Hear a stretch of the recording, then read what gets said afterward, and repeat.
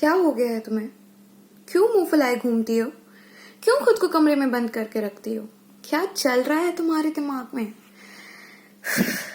इतने सारे सवाल, पर किसी ने मुझसे ये नहीं पूछा कि मैं ठीक हूं या नहीं। चलो मैं ही बता देती हूँ। हाँ, मैं अब ठीक हूँ। थोड़ा समय लगा पर वक्त गुजर गया। थोड़ा दर्द हुआ पर घाव भर चुके हैं। थोड़ा कम मुस्काई पर खुश हूँ। थोड़ी कम बातें की पर खुद को सुन सकती हूँ। तुम्हें अंदाजा भी नहीं होगा कि मैं जब उस कोठरी में घुसी थी और अब जब मैं निकल रही हूँ तो मुझ में कितना अंतर है।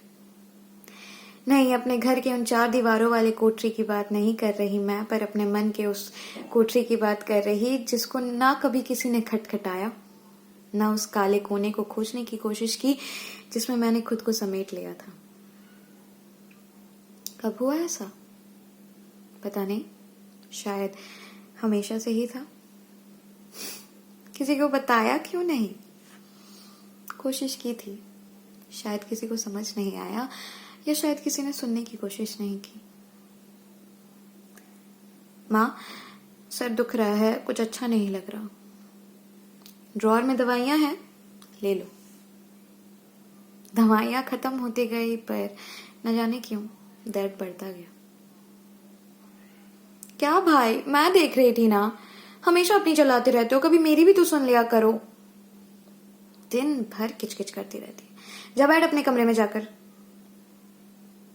कैसे बताती कि उस कमरे में ही तो नहीं जाना चाहती थी मैं? कैसे बताती कि मैं भी दिन भर किचकिच नहीं करना चाहती थी? बाबा, अंधेरे कमरे में ना डर लगता है। कोई बात नहीं, अकेले रहने की आदत डालो।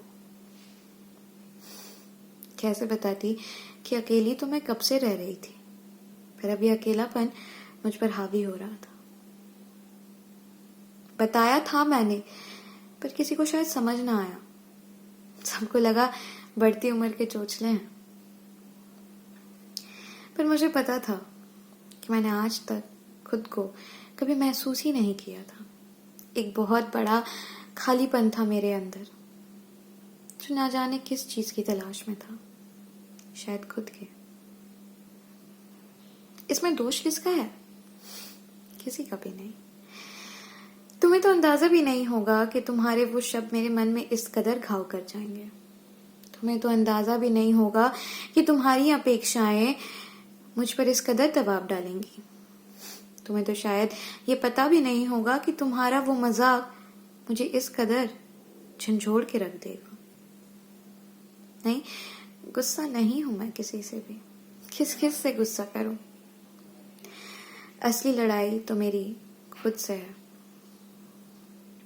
तुम्हें शायद मेरी चीखें नहीं सुनाई दे रही होंगी, पर मुझे मेरे आंसू दिख रहे हैं। और सिर्फ मैं ही हूं जो खुद की इसमें मदद कर सकती थी। माँ बाबा को जब पता चला तो डॉक्टर के पास ले गए।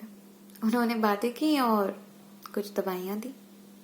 इससे ज्यादा वो कुछ कर भी नहीं सकते थे, पर मुझे पता था कि मुझे क्या करना है, क्योंकि मैं अब इससे तंग आ चुकी थी।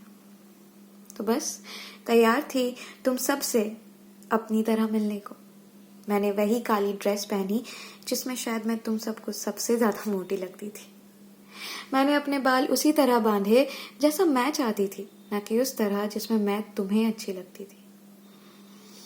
अंदर का शोर इतना ज्यादा था कि मैंने तुम सबके साथ लाउड म्यूजिक और पार्टी में ना जाना ही जरूरी समझा। किताबें मुझे खूबसूरत लगती हैं। मुझे नहीं पता कि तुम मुझे सुन सकते हो या नहीं, पर अब क्या है ना, फर्क नहीं पड़ता, क्योंकि मुझे पता है मेरी खुशी किसमें है। तुम्हारे उस खुशियों के तराजू में मैंने अपनी खुशियों को तौलना कब का छोड़ दिया। हाँ, तुम में से कुछ की बातों का अब भी बुरा लगता है मुझे, पर फर्क नहीं पड़ता। आसान नहीं है खुद को उस अंधेरे से निकालना, क्योंकि सिर्फ तुम सुन सकते हो खुद को, और अगर सुन सकते हो तो अनसुना मत करना। अच्छा, एक बात बताओ, सुन सकते हो क्या?